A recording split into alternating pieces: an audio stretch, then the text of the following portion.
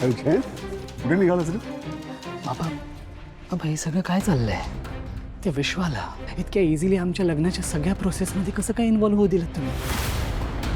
बाबा तुम्हाला माहिती आहे त्याच्या मनात जानूबद्दल काय फिलिंग्स आहेत आणि त्यामुळे तो माझा प्रचंड हेट करतो आणि तरी तुम्ही त्याला घरात येऊ दिलात. जयंत, तुझं म्हणणं बरोबर आहे. अरे पण विश्वा जानूचा खूप जवळचा मित्र आहे. तिनंच याला लग्नाचं आमंत्रण दिलंय, त्यामुळे आम्ही सुद्धा काहीच नाही करू शकलो रे. पण तू काळजी नको करूस. विश्वानं कबूल केलंय की तो लग्नात काहीही विघ्न आणणार नाही. निश्चिंत राहा. अरे आणि आता संगीत समारंभ सुरू होणार आहे, त्यामुळे हे विश्वासा अजिबात विचार करू नकोस. तू इकडे मस्त एन्जॉय करायचं आहे हे लक्षात ठेव.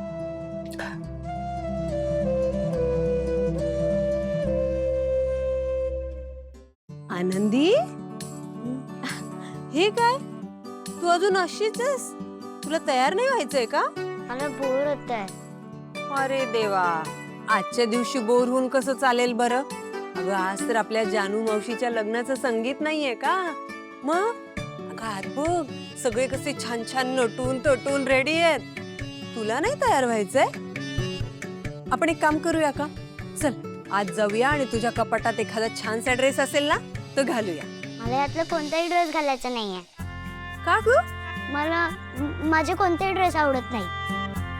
कारण घरात सगळ्यांनी नवीन कपडे घातलेत. माझ्याकडे एक पण नवीन ड्रेस नाहीये. अच्छा, असं झालं का?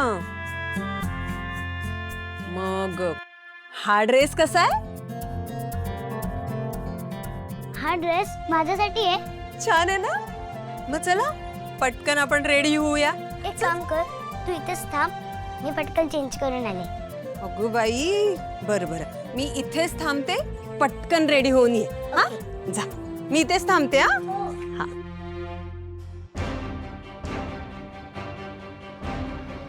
मला चांगलंच माहिती आहे तू काय करतोयस इकडे. पण एक गोष्ट लक्षात ठेव, काहीही झालं तरी माझं आणि जानूचं लग्न होणारच. तुला खात्री आहे ना? सारखं सारखं माझ्याशी का बोलायला आहे? कारण मला माहिती आहे ना की तू आमच्या संगीतच्या प्रोग्राममध्ये पण काही ना काहीतरी प्रॉब्लेम क्रिएट करणारच.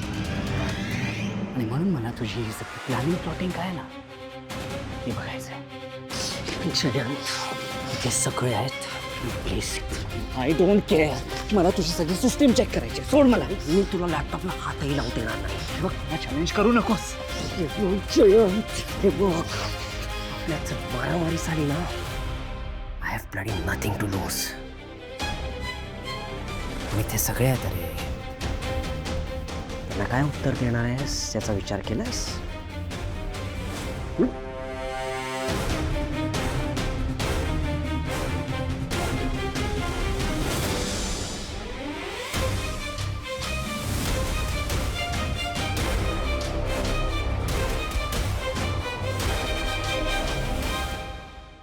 खरंच सगळ्यांचं इकडे लक्ष गेलं तर प्रॉब्लेम होईल.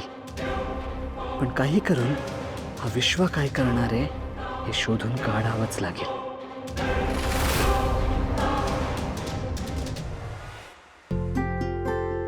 रीना मामी, कशी दिसते मी? एकदम परीसारखी, राजकुमारी सारखी दिसते आमची आनंदी.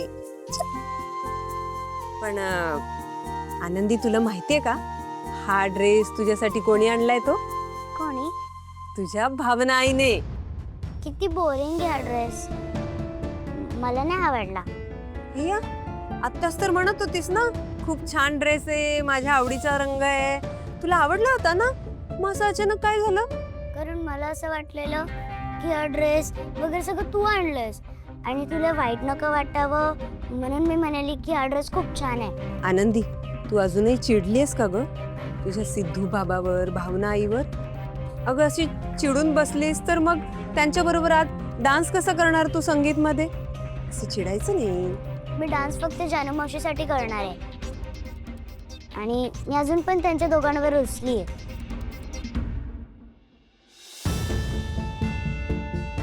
आनंदीचा रुसवा असावा म्हणून एवढं संगीत प्लॅन केलं, पण ही तर अजून रुसलीच आहे. आता काय करू?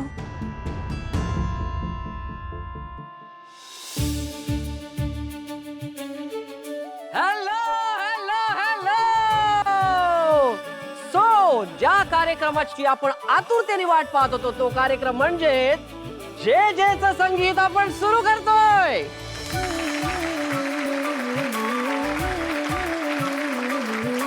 आणि या कार्यक्रमाची सुरुवात होते एका कमाल अशा परफॉर्मन्सने आणि परफॉर्मन्स आहेत डॅशिंग सिद्धू, द ब्युटिफुल भावनाताई आणि द वन अँड ओनली आनंदी द ग्रेट.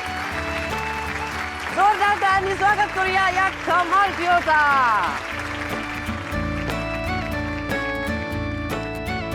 सिद्धू, लक्षात आहे ना तुला मी सांगितलंय ते? भावनाला एकटीला सोडू नकोस हा अजिबात. आई तू नको काळजी करूस. मी भावनाला कधीही एकटं सोडणार नाहीये. काय झालं? तुम्ही असं सिरियस का बोलताय? अगं ऑल द बेस्ट करण्यासाठी आले इथे. थँक्यू. छान करा हा. मस्त कर.